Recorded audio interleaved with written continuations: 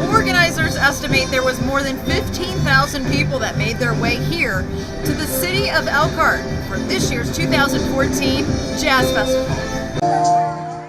Basically, the entire festival is put on by a volunteer base. And Ben Decker, the co-chair of this year's Elkhart Jazz Fest, is one of the volunteers who says he recently got involved over the past few years. Mainly it's all volunteers who've been part of it for many, many years.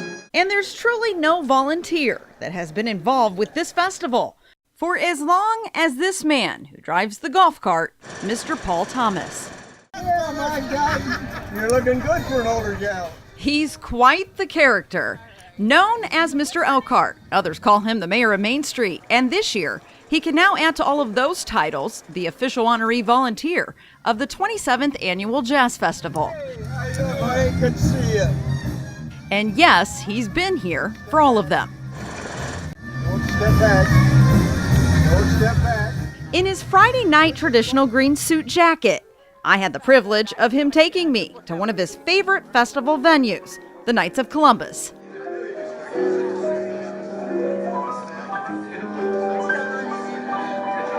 We're from Columbiaville, Michigan, which is north and east of Flint. So we've come before. We like jazz. My husband's a professional jazz musician. The Jazz Festival is very well run. Really nice people run it, and we enjoy coming here. Tom and Rose Bogardus say it takes them about 3.5 hours to get here, but like thousands of others, they plan the trip year after year. To get good traditional jazz, yes, but it's worth the trip.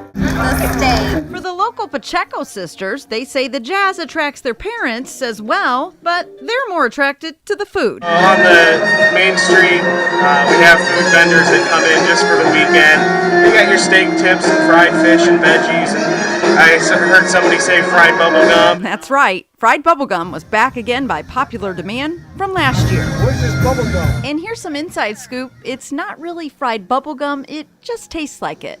Free parking, free Main Street on our city stage, and then there's different levels of passes ranging anywhere from $40 or $50 to $250. So they can come just for a session pass on Friday or Saturday evening, Saturday afternoon. They can buy a ticket and show here at the Lerner for the Aaron Neville or Preservation Hall. We have some long-term sponsors that still come in every year at great levels to help support this festival. Hey, how you doing, buddy? Good to see you. Well, Gordy, this year's Jazz Festival is already considered a success. Organizers say they're busy planning for next year's festival and how they can trump this year's festival. Reporting in Elkhart for Out and About and WNIT, I'm Judi Lykowski.